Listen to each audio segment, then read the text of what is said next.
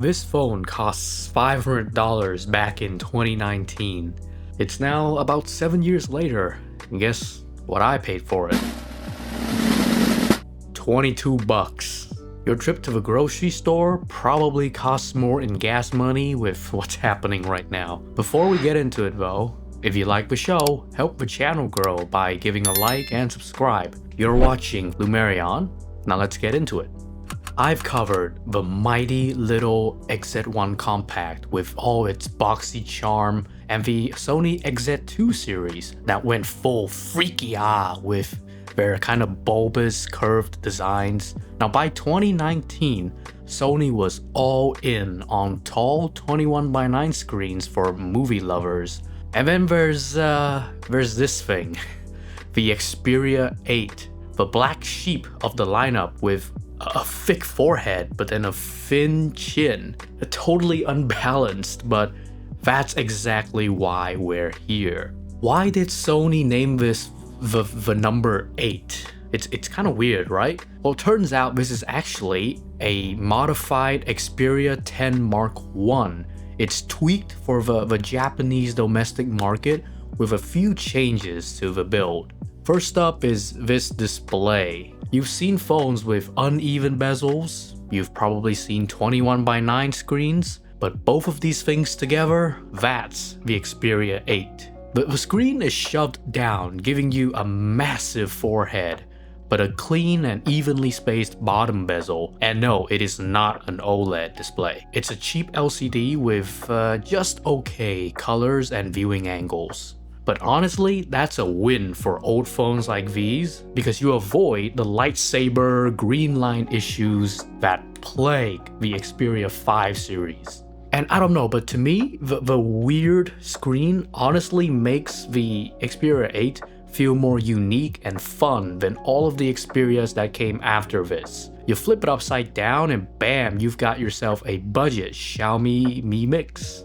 Design-wise, I think this thing hasn't aged a day. We've got Gorilla Glass on the front and back with matte aluminum sides while still feeling slim and light. I think it's much less cumbersome than modern phones. You can see I got the white option, which looks, I think, the classiest out of the 4 colors that this phone ships with. And if you know me, you know I like to slap on a matte skin as well as a matte screen protector, making it even more classy and less prone to fingerprints. The Xperia 8 is a Sony phone, meaning that you also get enthusiast features that are basically extinct, such as expandable storage. That's a good thing because the internal 64 gigs of this will fill up real fast. There's only a bottom firing speaker, despite that giant forehead I think having more than enough space to put in a good speaker. But hey, we got a headphone jack. Oh boy, it's been so long, I'm not sure the kids watching this even know what that is. Well kids,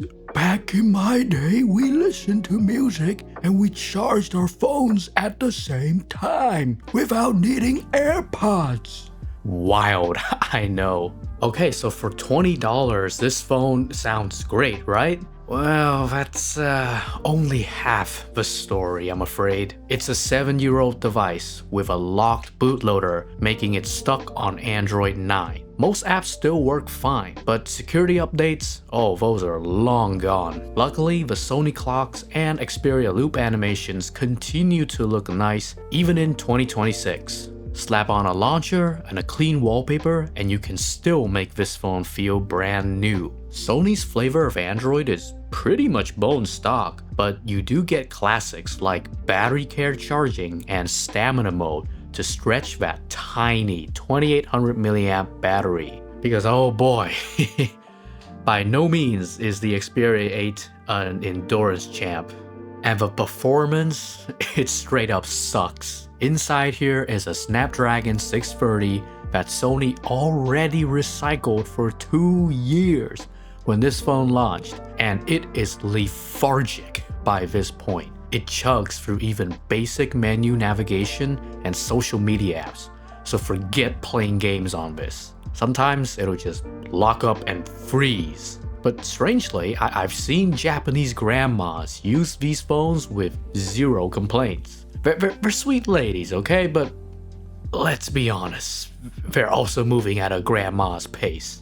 The Xperia 8, built for grandma speed. Now that's a tagline. The cameras on here are also rough. Sony's photo processing has never been their strength, and this is no exception. There's a main 12 megapixel sensor and a 2x telephoto at 8 megapixels, giving you blown highlights, washed out colors, and it's basically useless at night. Now honestly, this phone is chuggy enough that I just didn't really want to take it out much for photos.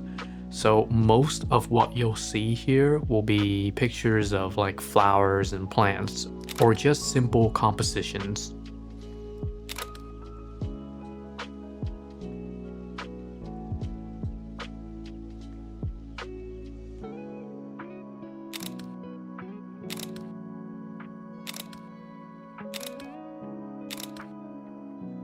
Oh, and there's no Camera Pro app, nor a dedicated shutter button like the higher-end Xperia 1s and 5s. And because of Sony's weird coding, this phone can't even shoot RAW files for editing. Just don't bother with the camera. Oh, and my personal unit has some extra quirks. $20 got me a SIM-locked phone. That means no calls, texts, or data, but the Wi-Fi works at least. And there's burn-in on an LCD. Now that's an impressive feat. You can faintly see Xperia 8 near the bottom of the screen. So if you ever forget what phone you're holding, oh yeah, there's gonna be a constant reminder right here. Also, it refuses to charge past 96% even after days plugged in. I don't know why it isn't 69 but 96, but who knows. I'm pretty sure though that this is a demo unit, which would explain the pretty pristine exterior, but then the lack of SIM functionality and some permanent showroom battle scars on the screen. Still though, $20 for a working phone with a unique off-center 21:9 screen? I'm happy with it. Now, do I recommend this as a daily driver? Oh, no way. Ugh. But hey, if you find one cheap, it's a solid little collectible. A piece of Sony's more quirky era, back when they made odd phones sometimes just to be different from everyone else. And I think sometimes being different makes things way more interesting. And that's gonna be it for this video. Thank you for watching. Join the Patreon to get extra perks such as my photo presets, which are meant to take off that kind of modern digital camera feeling and restore some vintage vibes to your photos. Join the channel membership to get early access to videos just like these. And if nothing else, thank you for watching, and I hope to see you in the next video.